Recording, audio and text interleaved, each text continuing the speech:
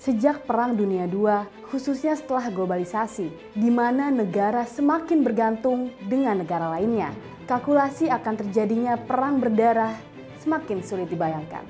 Ini bertolak dari besarnya biaya yang harus dikeluarkan jika memutuskan untuk berperang.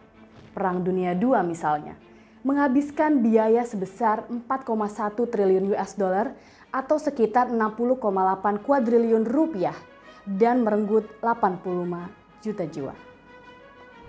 Meskipun produksi senjata tetap dilakukan, perannya saat ini bergeser. Tidak lagi sebagai alat untuk membunuh, melainkan sebagai alat gentar. Disebut sebagai deterrence effect atau efek gentar. Atas pergeseran pandangan ini, banyak pihak begitu pesimis atas terjadinya perang antara Amerika Serikat dan Tiongkok. Meskipun kedua negara kerap terlibat ketegangan, namun Francis Fukuyama dalam tulisan terbarunya yang berjudul 2034 justru memiliki pandangan yang berbeda. Mengutip novel Elliot Archman dan James Stavridis yang berjudul 2034, A Novel of the Next World War, Fukuyama menegaskan kemungkinan perang antara kedua negara tersebut tidak boleh dianggap tidak ada. Menurutnya, anggapan semacam itu adalah miscalculation. Asumsi perang tidak akan terjadi dengan dalih kos yang besar. Konteksnya sama dengan kesalahan Jepang ketika menyerang Pearl Harbor pada 7 Desember 1941. Serangan itu berdiri di atas asumsi bahwa Amerika Serikat tidak akan mendeklarasikan perang dan mundur karena akan begitu besar biaya yang dikeluarkan jika ingin merebut negeri matahari terbit. Namun, seperti yang diketahui, kalkulasi itu keliru. AS mengambil harga besar dan menjatuhkan bom atom ke Hiroshima dan Nagasaki.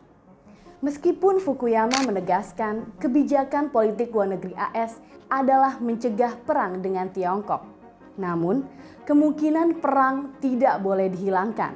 Menurutnya, cara untuk mencegah perang bukan dengan menganggapnya tidak akan terjadi, melainkan mengidentifikasi setiap faktor yang membuatnya mungkin terjadi.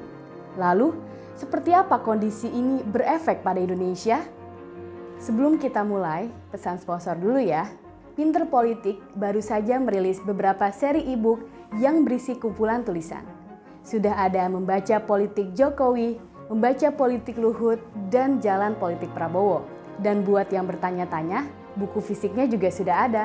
Buku-buku ini bisa kalian dapatkan di Tokopedia, Bukalapak, Shopee, dan semua toko online lainnya dengan mengunjungi toko Pinter Publishing ya.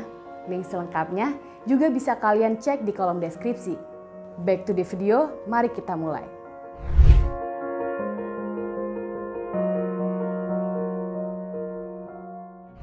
Penekanan Fukuyama untuk menjaga probabilitas perang persis dengan apa yang diwanti-wanti oleh Nassim Nicholas Taleb dalam bukunya The Black Swan, Rahasia Terjadinya Peristiwa-peristiwa Langka yang Tak Terduga. Black Swan atau angsa hitam adalah metafora yang digunakan Taleb untuk menggambarkan peristiwa yang memiliki 3 sifat. Pertama, peristiwa itu di luar dari yang biasa kita harapkan, karena tak ada sesuatu di masa lampau yang dapat secara meyakinkan menunjukkan kemungkinannya. Kedua, peristiwa itu memiliki dampak yang ekstrim. Ketiga, meskipun lain dari yang lain, sifat dasar manusia mendorong kita membuat penjelasan-penjelasan atas peristiwa itu sesudah terjadi. Ini menjadikannya tampak dapat diterangkan dan dipraktikkan. Tesis utama Black Swan adalah manusia sebenarnya tidak mampu membuat prediksi-prediksi masa depan, meskipun mereka selalu mengklaimnya. Taleb mencontohkan kasus garis Maginot yang membuat Prancis takluk dari Jerman. Pada Perang Dunia I, karena garis Maginot berhasil menahan invasi Jerman, militer Prancis kemudian berfokus membangun sistem perbentengan. Namun di sisi Jerman, mereka justru fokus memperbanyak tank dan kemudian memutari garis Maginot. Alhasil, Prancis takluk hanya dalam waktu 6 minggu saja.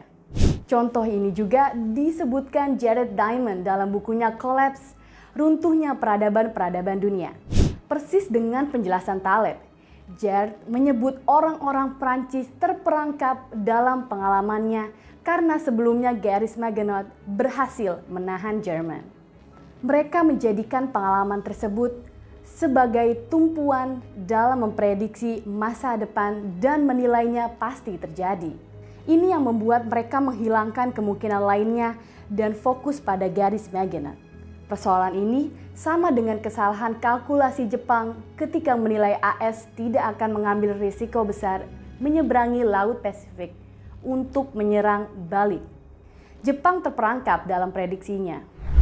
Dalam bukunya The World Until Yesterday, apa yang dapat kita pelajari dari masyarakat tradisional? Jared memperkenalkan istilah paranoia konstruktif. Tidak seperti pandangan umum yang mendefinisikan paranoia sebagai istilah peyoratif. Jared menggunakannya dalam artian positif dengan menambahkan kata konstruktif di belakangnya. Paranoia konstruktif adalah rasa takut positif yang berguna untuk bertahan hidup. Paranoia konstruktif menekankan bahwa individu harus memiliki rasa awas dan tidak terlena atas rasa aman. Bertolak dari Black Swan, kendati pun berbagai kajian akademik menunjukkan kecilnya potensi perang, kita tidak boleh terperangkap dan menutup probabilitas. Tidak hanya persoalan teoritis. Faktanya, menurut laporan Stockholm International Peace Research Institute atau SIPRI, di tengah pandemi belanja alutsista global justru naik sebesar 1.981 miliar US dollar pada tahun 2020. Naik 2,6% secara real dari 2019. Hampir semua anggota Pakta Pertahanan Atlantik Utara atau NATO meningkatkan pengeluaran militernya pada tahun 2020. 12 anggota NATO menghabiskan 2% atau lebih dari PDB. Ini lebih banyak dibandingkan tahun 2019 yang hanya 9 anggota. Di lain pihak, belanja militer Tiongkok juga meningkat 1,9% dibandingkan tahun 2019 dan menempati posisi kedua terbesar di dunia. Diperkirakan mencapai 252 miliar US dollar. Ini meningkat 76% selama dekade 2019 sampai 2020. SIPRI juga mencatat pengeluaran militer Tiongkok meningkat selama 26 tahun berturut-turut. Memang ada faktor diskon alutsista di tengah pandemi yang mendorong peningkatan belanja. Namun, terlepas dari faktor diskon, peningkatan ini menunjukkan bagaimana berbagai negara menjaga probabilitas perang. Atas persoalan ini, wacana belanja alutsista sebesar 1,75 kuadriliun rupiah yang termuat di rancangan peraturan presiden atau Raprepres tentang pemenuhan kebutuhan alat peralatan pertahanan dan keamanan Kementerian Pertahanan dan Tentara Nasional Indonesia tahun 2020 sampai 2024 Alpal-Hankam sudah sepatutnya didukung. Wacana yang termuat di Raprepres dengan jelas menunjukkan ini adalah penugasan dari Presiden ke Kementerian Pertahanan Prabowo Subianto. Artinya, Presiden Joko Widodo tampaknya sangat menyadari betapa pentingnya alutsista untuk menunjang pertahanan negara.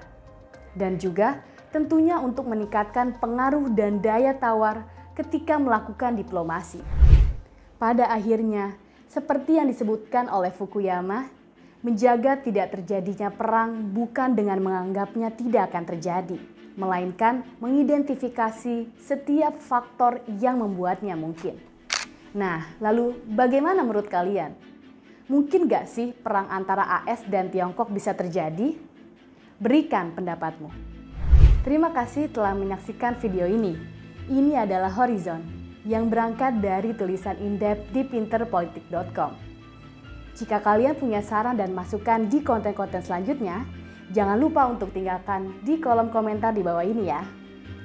Jangan lupa untuk like, subscribe, dan nyalakan lonceng notifikasinya. Serta ikuti terus pinterpolitik.com untuk dapatkan informasi seputar fenomena politik di Indonesia. Sampai jumpa!